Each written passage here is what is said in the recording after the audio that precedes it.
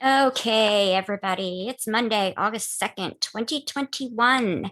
Bible, the pajama optional podcast where we talk about sex and sex toys while promoting sexual empowerment to everyone, no matter how you identify or who you love. We always want to keep you nice on the streets and naughty between the sheets, no matter what we're talking about. And tonight's topic, or should I say this afternoon's topic, is growing up in a sex positive household. So just a quick history. Many of you have seen some of my videos and have read our website and know that I didn't really grow up in much of a sex positive environment. My mom never really talked to me about sex, and that's kind of how it was in the 60s and 70s with some parents. So how the hell I ended up selling sex toys and for a living is beyond me. I went from one extreme to the other. Um, so basically, I started selling sex toys in the early 90s and did that for about 15 years and then retired and went into writing. And well, yada, yada, here I am.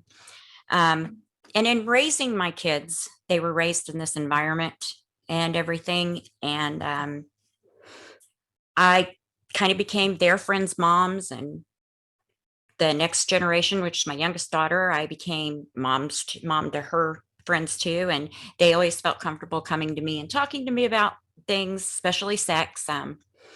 And I always raised my daughters to be sex positive and open and things like that. And that's what we're going to talk about today, because I have some very special guests with me in the studio with me today. I have my youngest daughter. This is Michaela. Hi. My oldest daughter is joining us from Colorado. Say hi, Shara. Hello.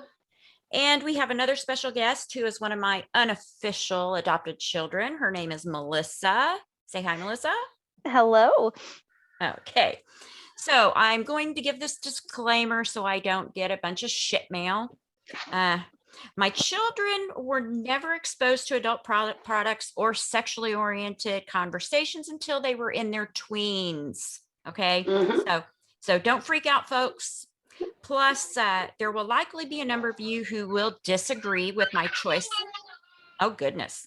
With my choice of child rearing. And that's 100% okay. But I promise my daughters did not grow up to be sexual deviants. And I will let you judge for yourself. Okay, so we've already introduced Shara and Melissa and Michaela, who are in their own homes. And obviously, you can hear that they are very busy moms who also work. So, are you girls ready to tell the whole world how I scarred you for life with sex toys? I'm Sure. delighted to. Yeah. Okay. Well, first of all, I want to start out with Melissa. I wanted to ask you a question. Would you mind telling the listeners how you became friends with Shara and kind of an adopted member of this crazy family? Well, that's an interesting story. We had a mutual sixth grade teacher who Shara had, I believe, defaced the back of a chair with this teacher's name, calling her a derogatory name. And I, in the following period, had sat in that same seat, and so I was tracing Shara's artwork from the period before, and I actually got in trouble for it. And I did not rat her out, and I think that was the beginning of our friendship, that I took a look at her. Okay. Well, I mean, I remember you two not really getting into too much trouble together, but I, understand being around you as you were growing up, you turned from this sweet little Catholic girl to a very frightened teenager having what was it? Shara put a trash bag over your head and Yeah. Okay, yeah. I remember that. And what is it you call that? You blowing a what?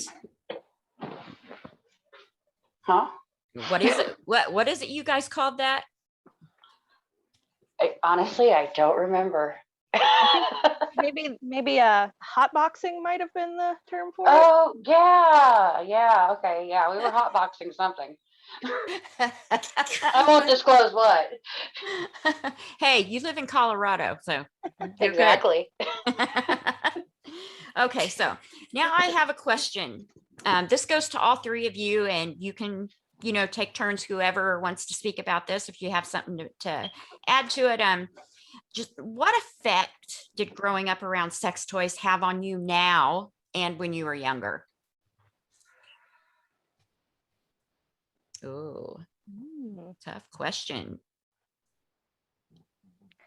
Well, I was pretty just ignorant of everything. I was just so clueless. And so it was like a whole new world opening up, and that this was something that, oh my goodness, people talk about this. And it was very I think it was very comforting in a way to know that these questions that I had were okay, and that my parents weren't necessarily like stingy or anything like that. They were just very, very surface level. For example, I remember being probably about 9 or 10 years old and seeing a commercial for tampons, and I remember leaning over to my mom and saying, "Mom, what's a tampon?" And her eyes got very big, and she goes, "It goes inside," and that was it. Like nothing else. In my ear. Like, and I was very confused, but also very curious. And I was like, okay, well, that her reaction kind of showed me that it was, it wasn't necessarily something that we talk about when we're watching The Simpsons on Friday evening. And so being able to then, when I was about 12 or 13, being able to meet Shara and meet you, and like having all of these questions being able to not only be answered, but just to be okay to ask, was just so freeing. And so I think it really made me more comfortable with myself, and it kind of gave me more of a voice to be able to talk about things that just before weren't weren't really brought up. Okay, well, Shara, do you? Well, as in adulthood, I would have to say it's made me more open. I have noticed in my current relationship and previous relationships that I've always been the one to say, "Hey, let's go get some toys." You can tell that the men were all raised in a different kind of environment, because we both walk into the shop and the man that I'd be with would turn bright red, and I'd be like, "Hey, look at this one. It has 5 different functions and speeds." And so, yeah, it's kind of rocked their world, totally. But I don't know. It just seemed like a normal to me, Yeah. because that's how I was raised, I'd have to say. Then what about you, being the baby, Michaela? What do you?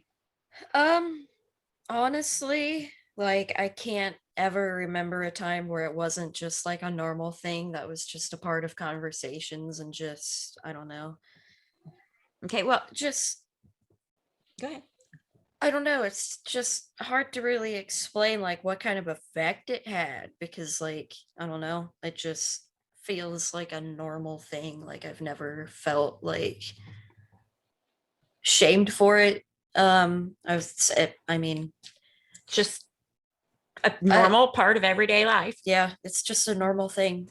Yeah, that being a normal part of everyday life. If it'll give the audience a way to gauge this. A few days ago, I was getting ready to head out to go to physical therapy and noticed that my legs were a little stubbly. So I grabbed my electric razor and brought it out, and I thought, oh crap. So I stuck my head out the door and I said, just in case you guys wondering, I'm in here shaving my legs, not testing any sex toys right now. It's actually a razor. So that's just the normal part of this household. And, it kind of has been for a long time. It'd be like that. Yeah. Mhm. So, well, do any of you recall a specific time where you just suddenly realized, wow, this is sex stuff? I mean, this is really adult shit here.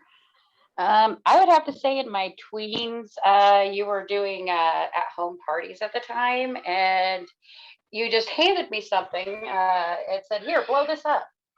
I started blowing it up and I realized it was about a 4 foot tall inflatable penis.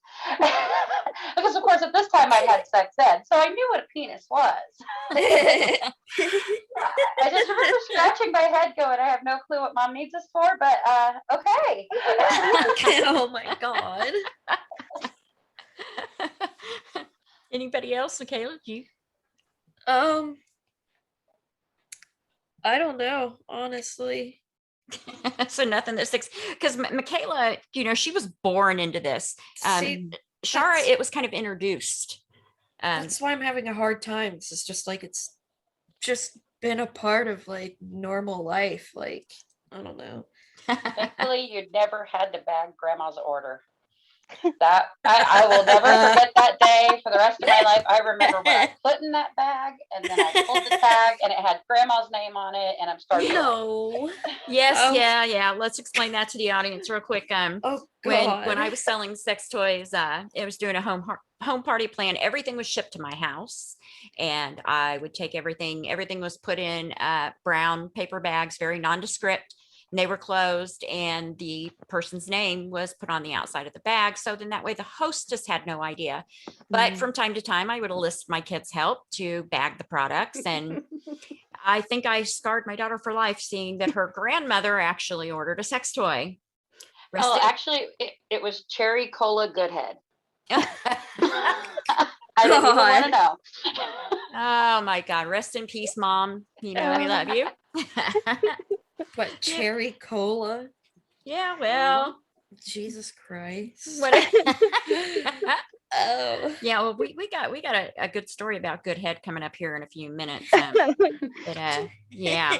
Okay, so I would say for me, I remember that like during one of those parties, when like I made my first purchase, and I just remember feeling like I was probably barely 18, like barely 18. And it was the very first check that I had written in as an adult was for my purchase. Wow. I felt very adult. Oh yeah. Oh my God. I never realized that one of my sex toy parties was the first check you ever wrote. That's crazy. That is crazy. So That's great. So basically the next question was going to be if, growing up in an open sex positive environment makes you feel odd or uncomfortable or different in any way. I'd have to say no. I mean, it was a part of life for me because as I was entering preteens and was starting to be curious about sexuality and everything, that's kind of when I was introduced into it. So it all kind of hit me all at the same time, and it's just became a norm for me. You? I remember a couple of times in elementary school getting made fun of because kids were like, "Oh my God, that's gross. How do you know all that stuff?" Say, because I'm smart and I'm lucky. And it's like, I mean, like I appreciate like being raised in like an open environment, but also at the same time like being in an area where just about everybody else around me was not like educated about the kind of stuff, and you've got parents that are like shame you for it and who won't even like talk about it themselves. It's just, I don't know, it was kind of weird, but at the same time I am thankful that I had a parent that was willing to go the extra mile to educate me about that kind of stuff, because it's kind of surprising. Like a lot of friends that I had who were completely clueless about a lot of stuff that seemed just like secondhand knowledge to me, even when I was just in my early teens. It was just kind of crazy. Like, I don't know, it just felt like, I don't know, almost like betrayal not being told about this kind of stuff, like, because it's important. Yeah. It really did help out knowing how to keep ourselves safe. When we did start becoming sexually active, we already knew what a condom was. We knew how to put it on correctly. We knew how to keep ourselves safe. Well, that Yeah. was one of the most important things as a mother I felt that I wanted to pass along to my daughters. And I'm sitting here talking to the audience, and really, to give you an idea, I was a very young mother. Shara is really old enough to be Michaela's mother, if that gives you an idea of the gap between my kids. So as a teenage mother, that's the one thing I didn't want my daughters to go through. And, just the whole sex toy thing just kind of came after I already had my mind set that I wanted my daughters to be educated and to be empowered and to know what they could do in order to keep themselves safe from sexually transmitted diseases as well as pregnancy. And I didn't want them to have to grow up missing their teenage years, kind of like I did. And we could still have fun and explore at the same time. Yeah, absolutely. Yeah. And Absolutely. I think it was really important for me just to kind of see you as, a woman owning a business too. Like that, aside from the sexual content and all of that, like just seeing you being just a badass mom. And like Yeah. that, I feel like that was very empowering to me because I was like, okay, yeah, like she owns it and she's just like throwing it all out there and she's doing what she does. And I remember like just being very motivated by that and being just very inspired to just kind of come into my own as a woman. I appreciate that. I can honestly say at the time it was one of those do or die kind of situations, being a single mom with two kids, one of which was terminally ill at the time. And you just kind of do what you need to do to take care of things. And I fell into this on accident, having a sex toy party as kind of a girls' night in while my kids were gone. And all my friends are like, you have got to do this. You would be good at this. And so, I just did it. I never thought of it any other way, but I was making a living at something I was good at doing. And it just kind of became woven into my life at the time. But okay, so we've talked about a lot of the seriousness and everything. We know you guys are not sexual deviants or anything, thank God. Let's talk about a few funny things, because when you have a huge collection of sex toys laying around and it's just something that's very normal and everything, I want to talk about a few things, little funny things that have happened. Like, for instance, one Thanksgiving, we were sitting here. My younger brother was sitting here watching television, and I pulled out a huge cyber skin dong and smacked him upside the head with it. Simply because my brother is extremely homophobic, and it just completely just freaked him out. And of course my mom's in there, stop slapping your brother with rubber dicks, it's not nice. And then of course Michaela coming out at a dinner party we had. She was probably about 3 or 4 at the time and had found a pink jelly vibrator in my nightstand and stood there in front of everybody shaking it, and it kind of bounced up and down saying, Mom, what is this? It's a massager. She'd look at it, she'd look back at me, wrinkle her eyebrows and say, no, tell me what it is, really. And she was shaking it the whole time. I knew you were lying to me. And yes, everybody was laughing at me. I'm like, you're lying to me. I know it. Why is everybody laughing? The angrier this toddler got, the harder she shook this thing, and the more it went boing, boing, boing in her hand. And of course, everybody was practically on the floor by the time she finally just gave up and said, grown-ups are weird. And she just walked out, put it back where she found it. So here we go. I am going to direct this question to Melissa. And not to put you in a hot seat, but this story still sticks with me today. So I recall getting a frantic call from your husband, Chris, one day. It was something in regard to your oldest child finding the mystical mint good head. Yes. It was going to share that story. Just as a point of correction, it was actually the cinnamon good head. The cinnamon, okay. Yeah. And yeah, we had a very a nosy kid who just happened to get into all sorts of things, and he came out with the good head in one hand and was just going, and we were like, oh no. And so, of course, all of the mom panic, and he's probably like maybe, I don't know, 3-ish, 4-ish, something like that. And so I am freaking out, and I am like grabbing it and looking at it to see, like,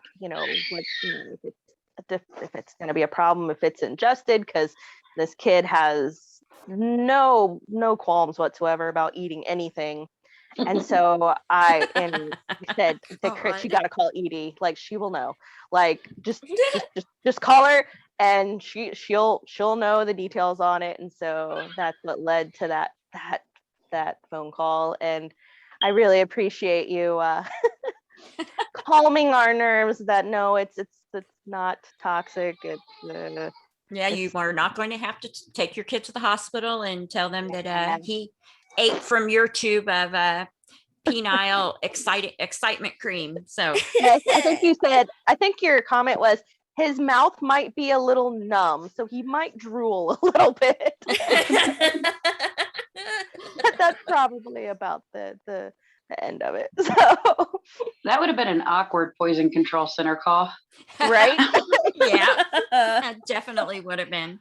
So anybody else think of any amusing memories surrounding this crazy life we have had?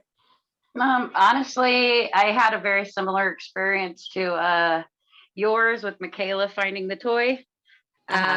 Oh god. It was just shortly after we moved to Colorado in 2018. We were just kind of staying in a temporary apartment and didn't really have a room to keep my toys in, but I had some pretty expensive, like the rabbits and stuff that I didn't really want to get rid of either because I didn't have a place to hide them. So I tucked them into a bag, and I remember putting them in the closet in the bathroom in the little apartment we were staying in. And my oldest daughter, she was probably 7 at the time, comes out of the bathroom with my rabbit on pulsate.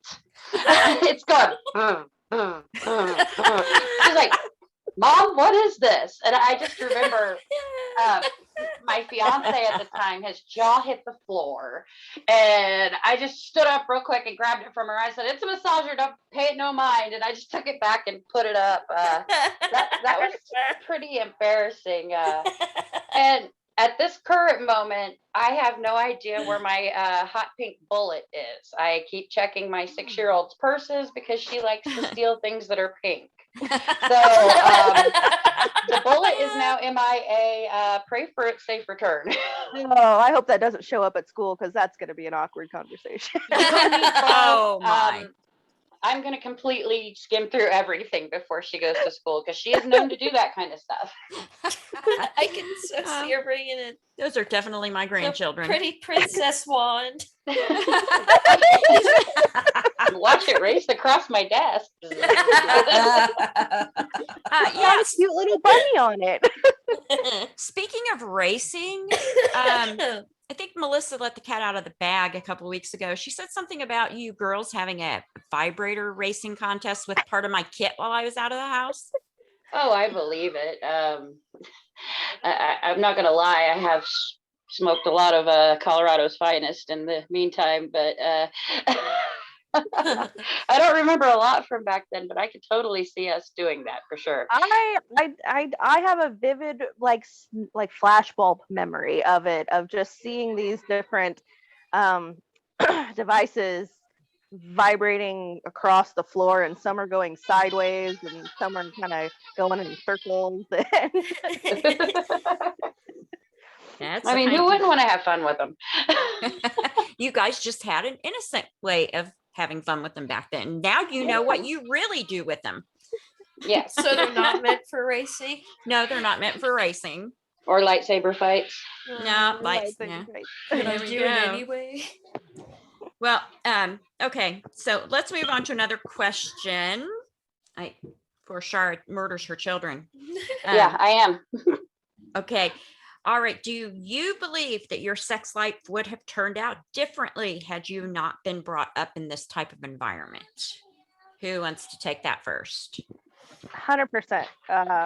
And I first have to say that before we started on this podcast, Chris asked me to thank both you, Edie, and you, Shara, for your influence on me.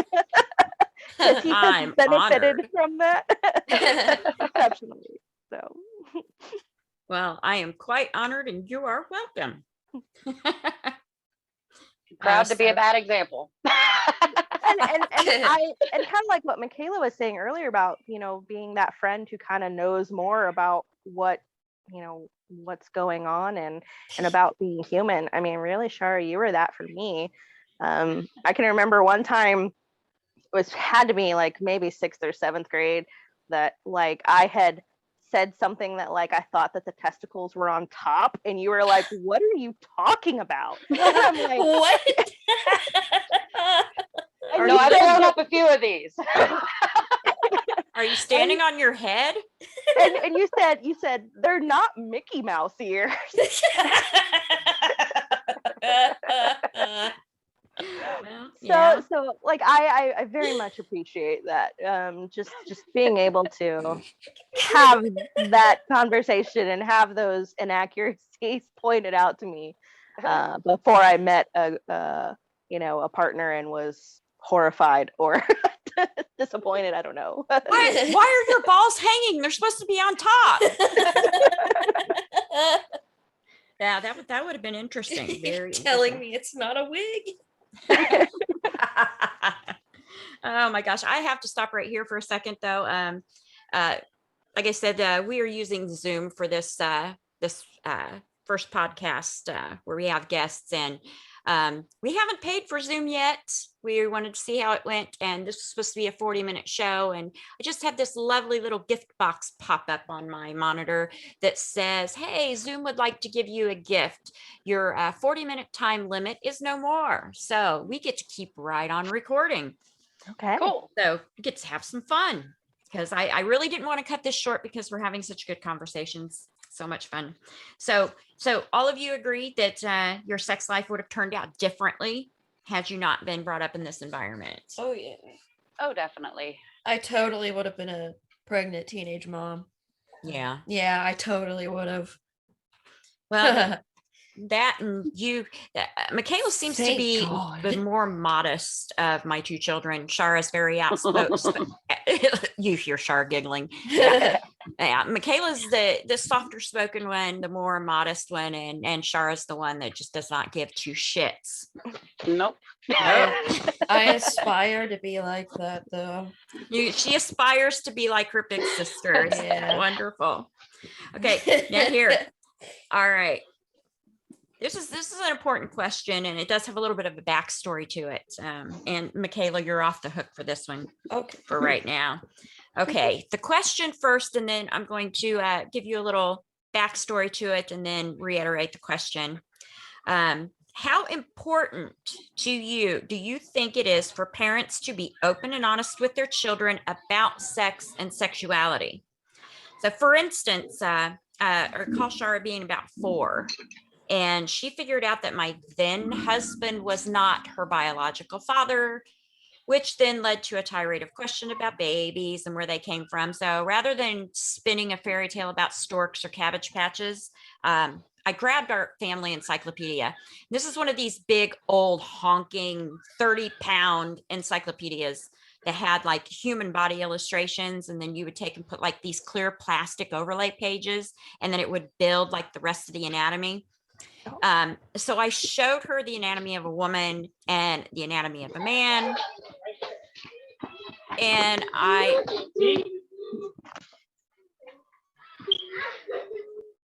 hold on a second. Okay. I just muted Shara there for a second. Shara, you should hear us, but I will unmute you here after I'm done reading this.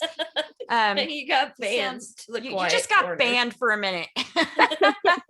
Off to the But quiet anyway, corner. I showed Shara the anatomy of a woman and then one of a man. And I basically said people were made to fit together. So when a mommy and a daddy love each other, they get together and they make a baby. And she was satisfied with that answer. And she just went back to playing with her dolls and having her little tea party. So again, I'll reiterate and let you guys answer if you think that it is important for parents to be open with their children about sex and sexuality. Melissa, you can go ahead and go first.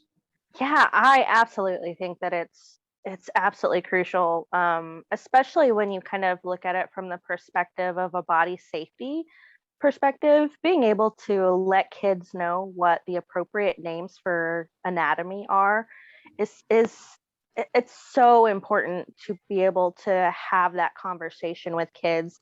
If God forbid, if something was, happening to them, that they were being abused or assaulted, for them to be able to have the language to be able to put that put a voice to what's going on to them. I think from a safety perspective, it's absolutely crucial. And then just from the understanding of, you're a human and this is your body and this is how it works, and this is what you have to do to take care of it, and this is what it's going to be used for, and these are the functions. And I love your example about the encyclopedia, because I was the nerdy kid who was actually like in the library looking up books and encyclopedias of things, because I was so clueless once I found out what went on top and what went on bottom. I needed to find some more information, more accurate information. And so I think that even though it was a good thing for me to be able to independently look up those things, I think having that connection with an adult that you can go to and that you can talk to and you can ask questions, I think it's just so huge in a young person's development. Yeah, I absolutely think so too. Obviously, I didn't want my daughters to turn out like I did. Shara is still on mute. I've been asking her to unmute. Can you There hear she me goes. now? Yeah, Okay. we You're can good. hear you now. So I was waiting till everybody stopped speaking. I apologize. My husband's apparently having a hard time with kids upstairs. Believe it or not, I'm in the basement. I would have to say I've kind of modeled my parenting after yours. When it comes to this, I've had my 10-year-old daughter already come to me with questions. And though I don't have an old family encyclopedia, we have this wonderful thing called Google.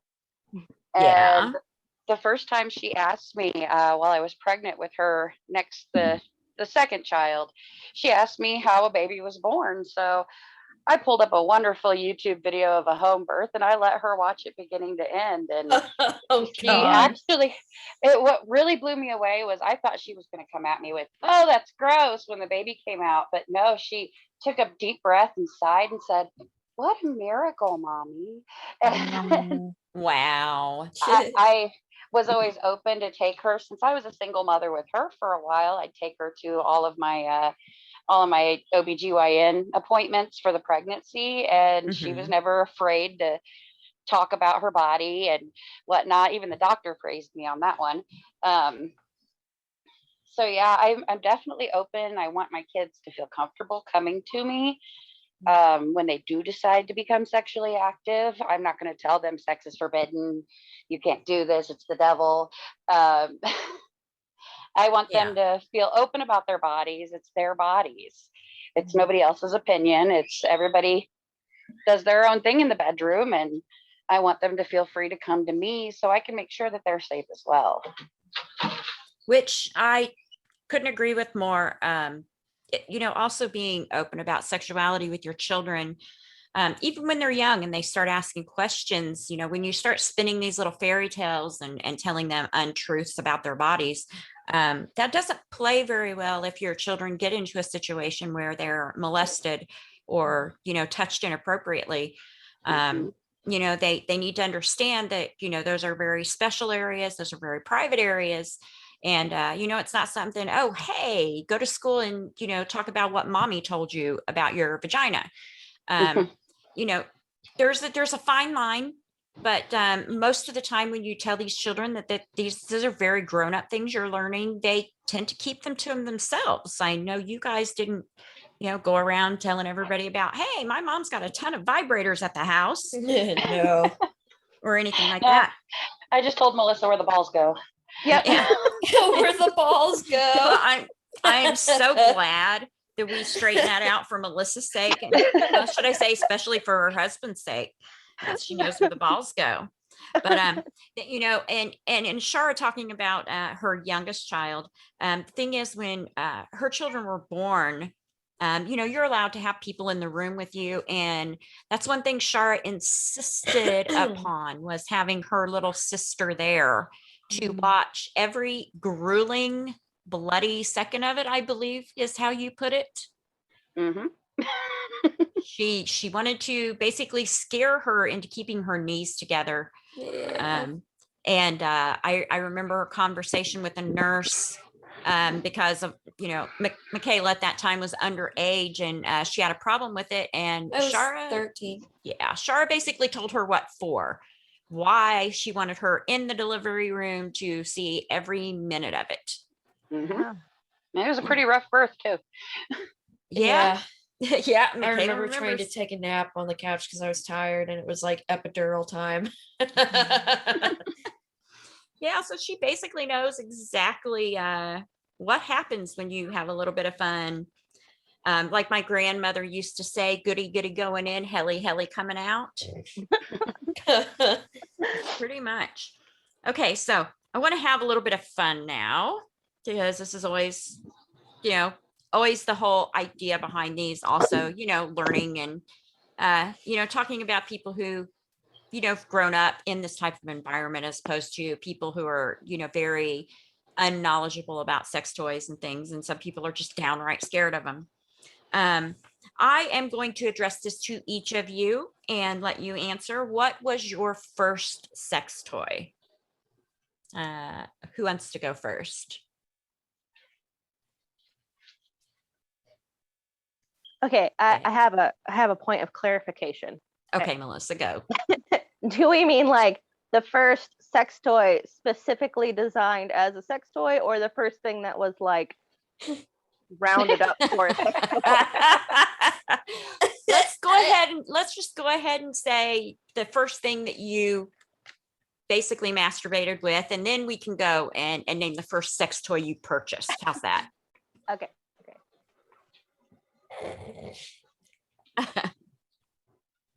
Are you there, Melissa? I am. I'm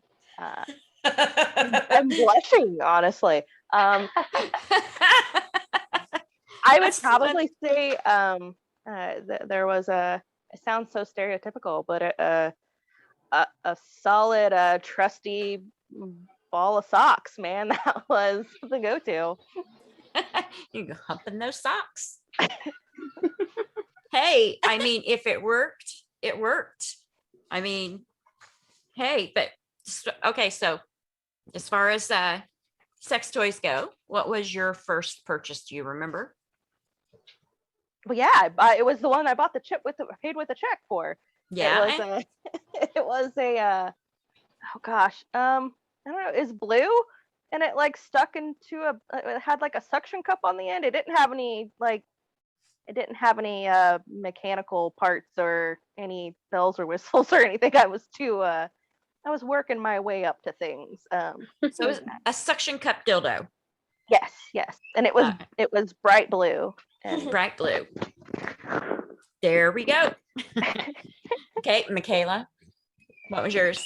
What What was your first sex toy that you bought? that I bought?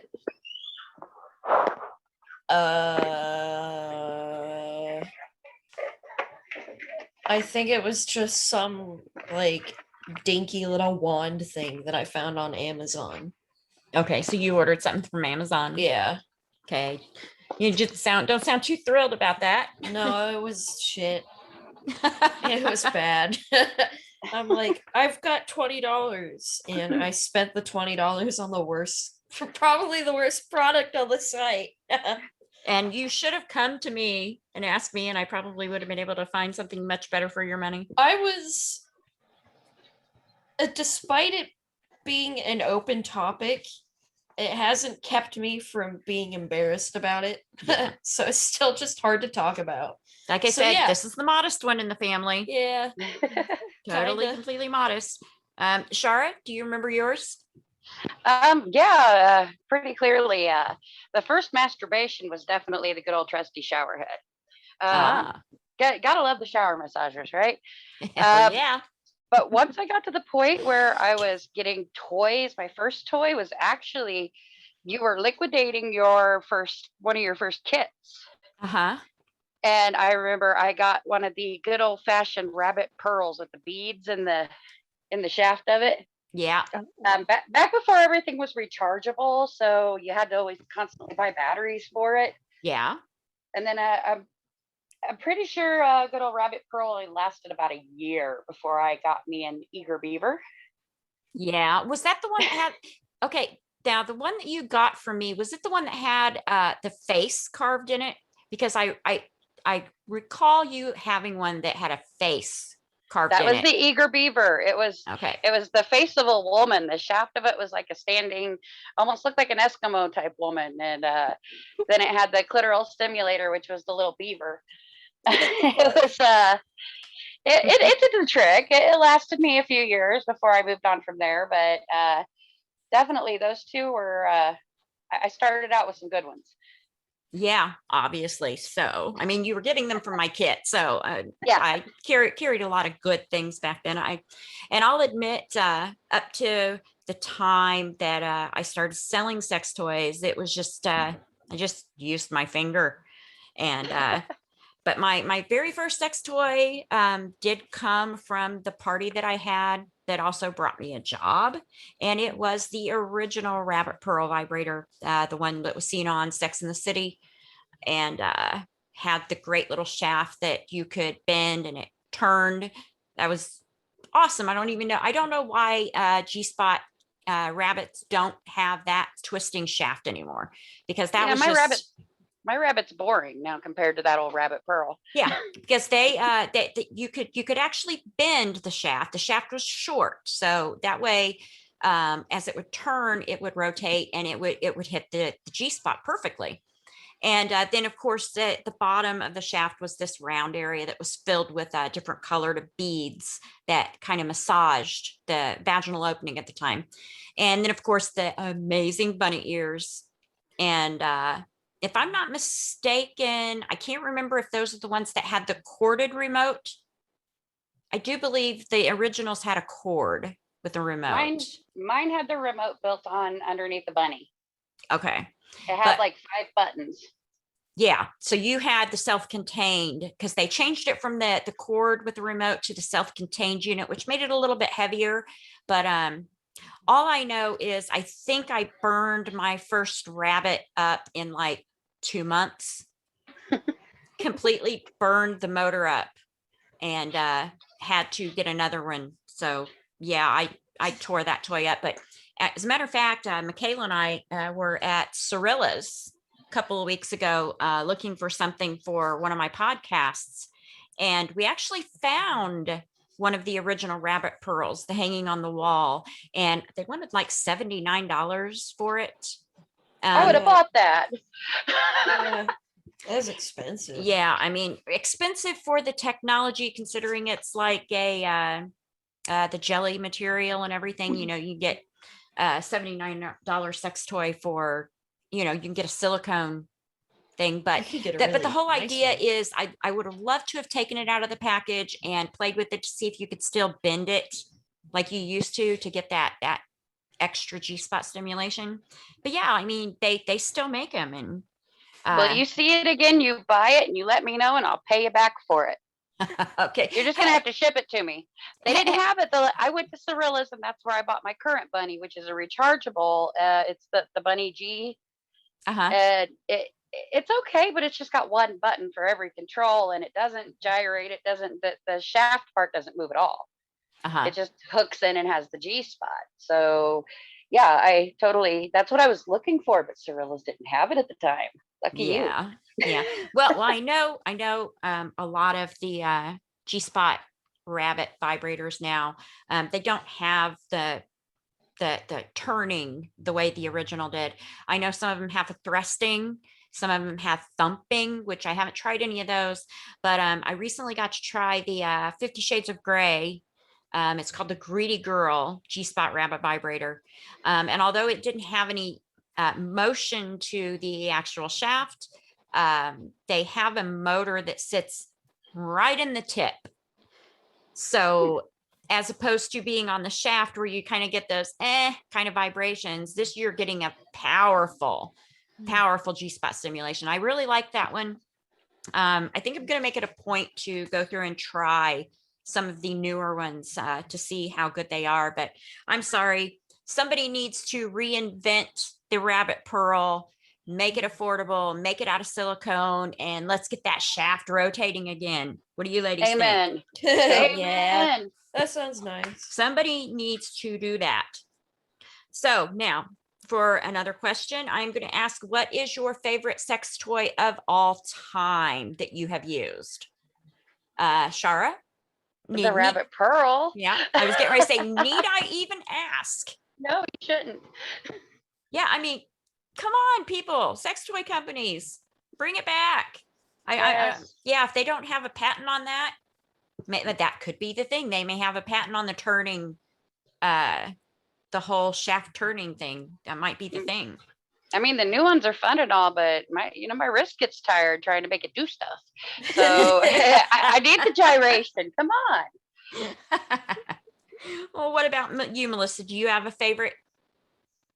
There is one. I don't know a name because it's some German creation that I don't even remember where I got it. I probably ordered it online. But it's just a clitoral stimulator that it actually looks like an 80s lipstick, I guess. Okay. Yeah. It's like got a bright pink cap and like a teal green bottom, and Okay. it's reusable, and it just like it is, man, if I'm in a hurry, it is like a minute, like done. It is efficient. And so, yeah, I appreciate the efficiency of it. Yeah. So no I'm a busy dinner. mom, so gotta get it off when I can. No dinner, no foreplay required. Just bam, done. Yep. It's waterproof, so I can take it in the shower. It's just Kind of need that with kids, right? exactly. I'm like, I don't have time to sit down and make an event out of this. I just Michaela, do you have a favorite one? The Satisfier Pro too that you bought for me. Yeah, Yeah. that's another thing. When we made that trip to Cirilla's, I kind of wanted to introduce Michaela to the new airflow technology. They call them clitoral suckers. And I've been interested. Yeah. I just haven't had the money to like invest in anything for myself because the last vibrator I had broke like 2 years ago. so I It had got fallen you. off the bed too many times. I think Yeah. the one that I described has the airflow. What did you call it? Oh, it's airflow technology. They're basically called clitoral suckers. Yeah, that's what the German one is. Just call it the German one. Okay, all right.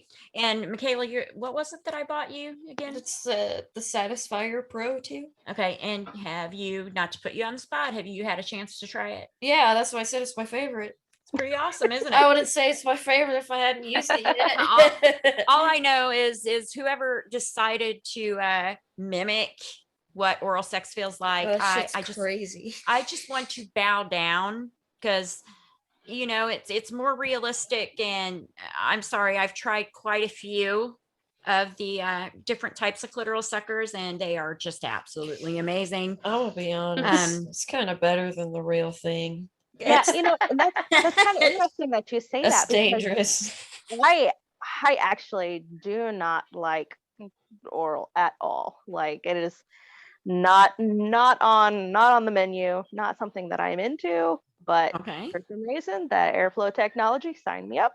But Yeah. See, that's the thing.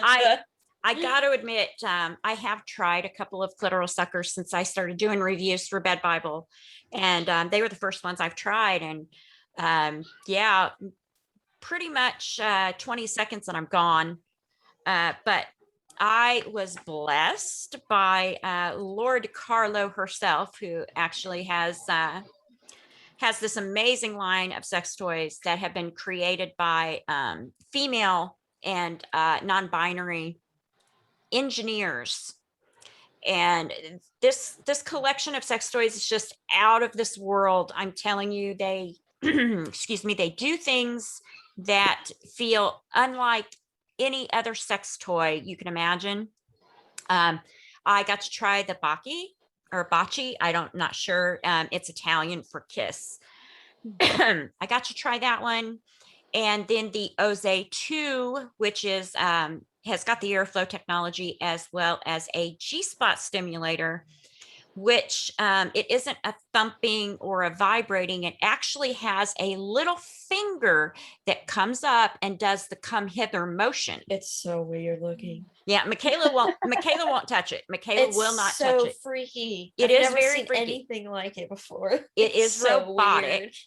And this thing, you literally have to fit it to your body. And that's the problem that I always had, was finding a clitoral stimulator that actually fit my body, because the G-spot part would fit, but then I had to like get into odd positions to try to get the clitoral sucker part to fit. And that was one of my biggest frustrations with this one. I mean, this thing is a massive toy. And you really have to take your time. You have to find the right G-spot thing, and then you bend it. Then you concentrate on finding, getting the sucking part on you, and then you crimp it together. That is your personal private bend. I call it #MyBend. And I'm telling you what, ladies, this has got to be one of the most mind-blowing toys I've ever tried in my life. The come hither finger felt very natural, and yeah, it damn near blew me across the bathroom, because it was wow. And what I like about it, they do use the airflow technology, but the opening that surrounds the clitoris is larger, so it covers you entirely, plus kind of pulls in some of the nerve-rich tissue around the clitoris. And inside, if you look, there's this little tiny nub that doesn't just vibrate, it thumps. So you've got this thumping that thumps the clitoris as you get the suction, as you get the finger going, come hither, rubbing your G-spot. It is out of this world. Out of this world. I love my job. And again, I want to thank Laura DiCarlo for sending that to me. I will forever, ever be in your debt, because that was probably one of the best orgasms I've had in years. Absolute years. Now, question with that, like, do you have to, like, is it like a sleep number bed where like it stays that way, or do you have to like adjust it every time? No, actually, once you get it bent to your specific body shape, it can stay that way. Okay. Because they send this nice, lovely little bag that you can put it in, that's made out of recycled plastic. It's very an earth-friendly company, and a little drawstring. So once you clean it up after you're done, you just drop it in there, put it in the little bag, and slip it into your nightstand. So you don't have to worry about unbending it to put it back in the box. But I noticed with my bend, and like I said, I want this to be a hashtag across Twitter, #MyBend. With my bend, it fit right back in the box perfectly. And the boxes that they're made out of are, I mean, these are like treasure chests. They're so heavy. They're beautifully done. They're magnetic closed, and you can actually sit these up on your shelf and no one would know what it is, because there are no pictures on the outside and everything. So fantastic. I love their products. Yes, they are pricey, but I'm telling you, ladies, gentlemen, anybody who's listening, Laura DiCarlo's toys may be pricey, but I'm telling you, your orgasms will thank you, and it's worth every penny. Sounds like you don't have to go through the headache like we've been going through trying to find a Venus butterfly that fits right. We actually did just recently find one, but yeah, the whole size difference is crazy. I think we went through 3 or 4 of them before we found one that actually hit everything. And with us being a married couple and him growing up in a very conservative Asian household, I'm just introducing him to the toys, but boy, does he get excited when I hand him that little remote control. Yes. And yeah, that's definitely a fun time between him and I. He likes to torture me while we're in public and whatnot.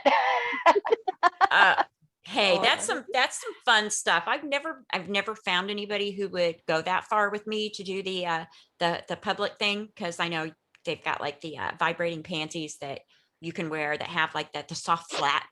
They're very flat, soft vibrators.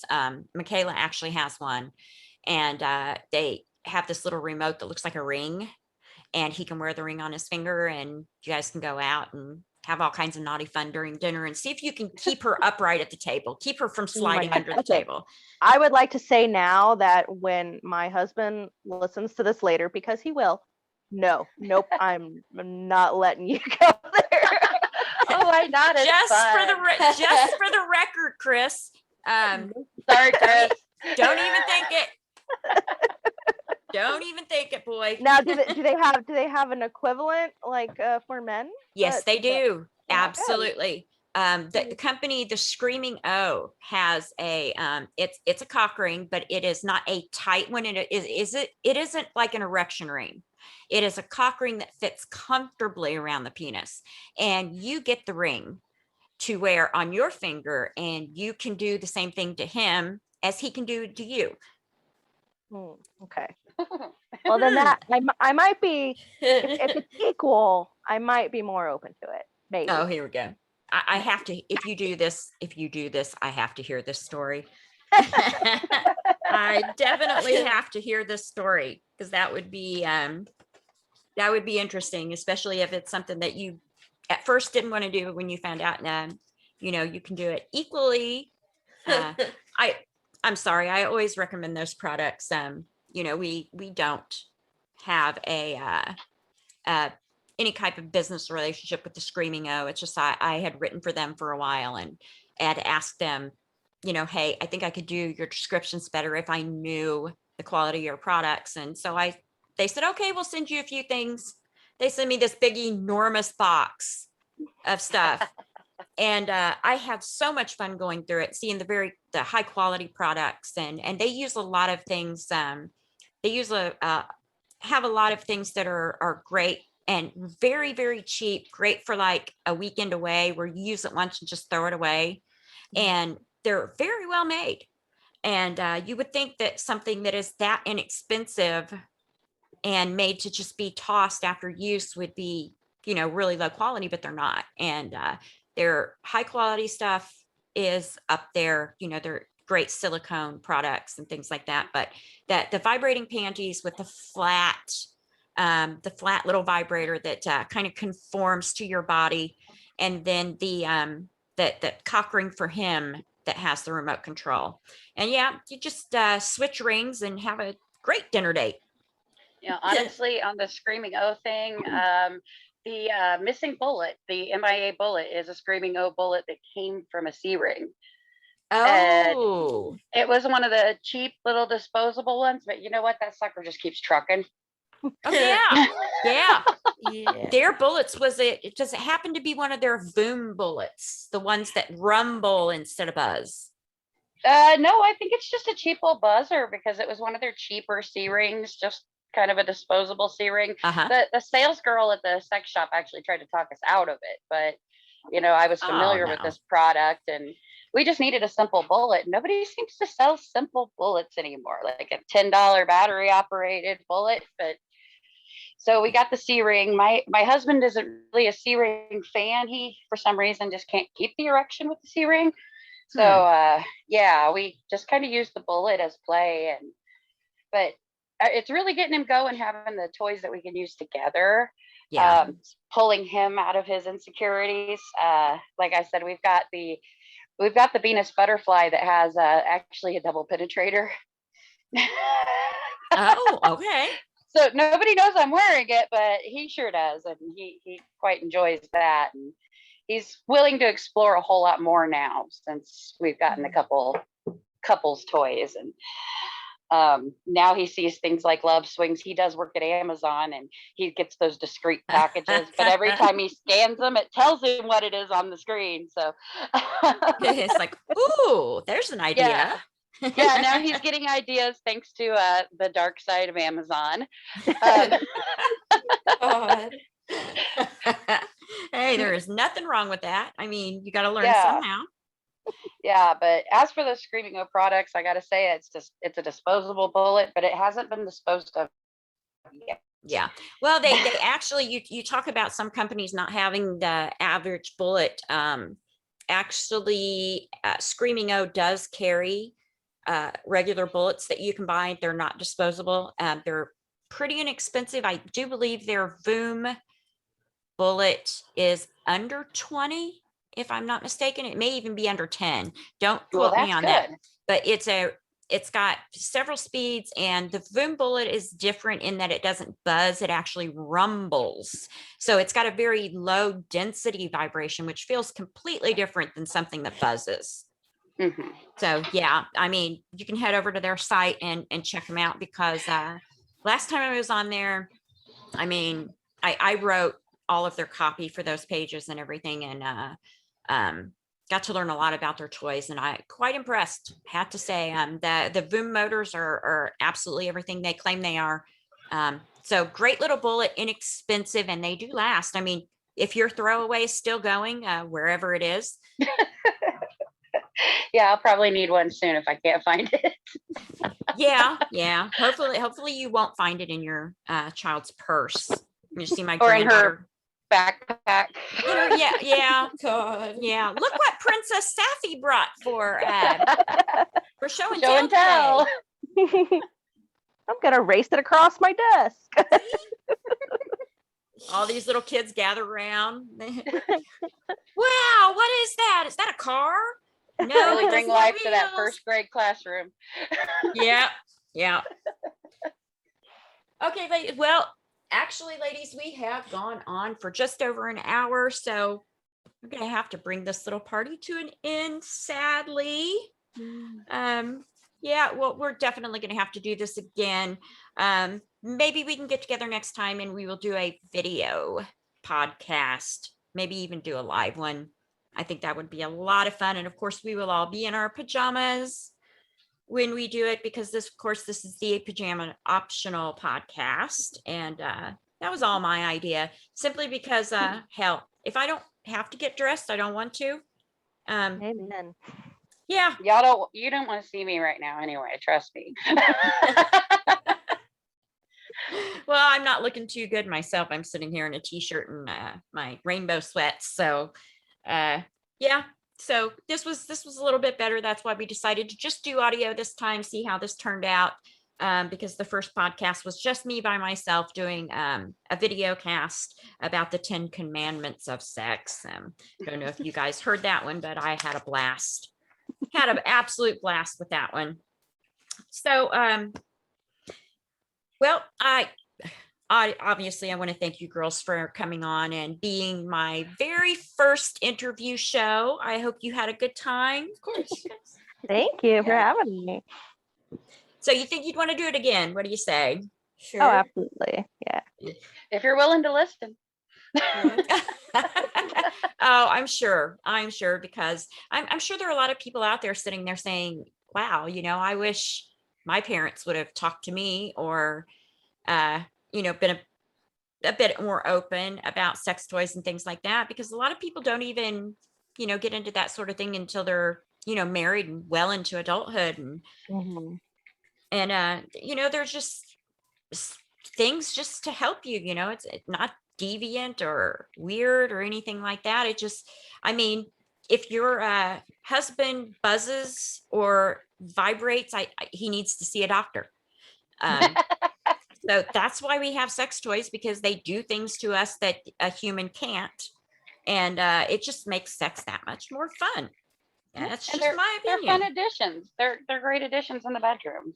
Yeah, it's like icing. It's not the entire cake. It's the Mhm. icing on the cake. The absolute But it can icing. damn well be the whole cake and icing if you want it to. Mhm. Yeah, it damn well could be.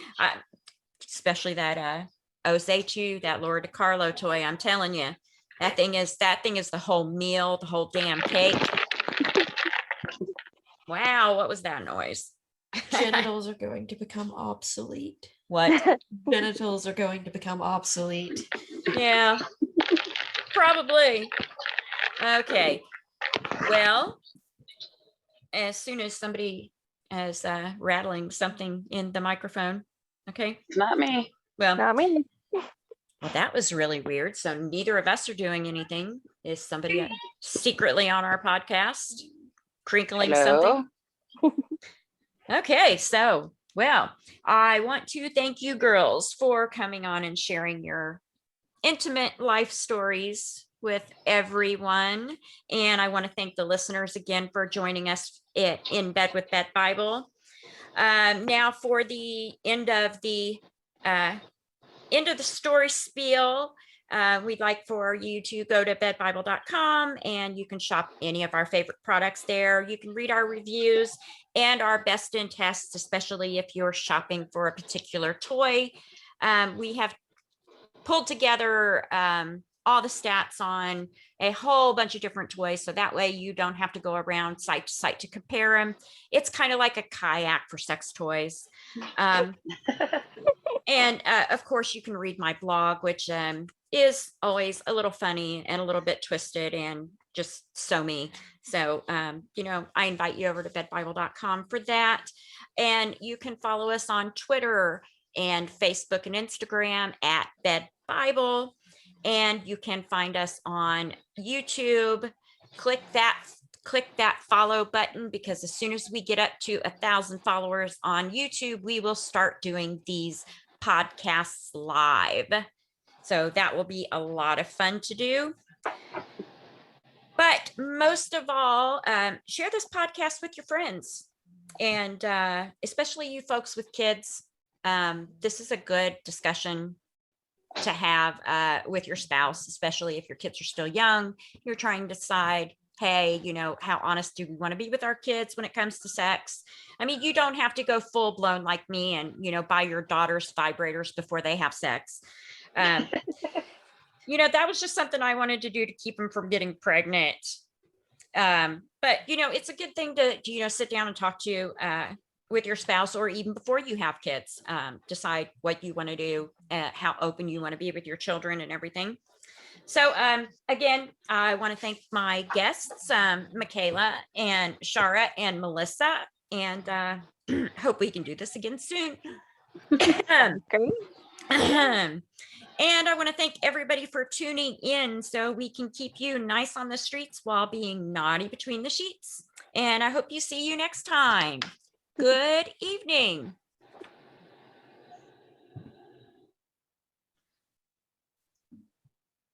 Boom.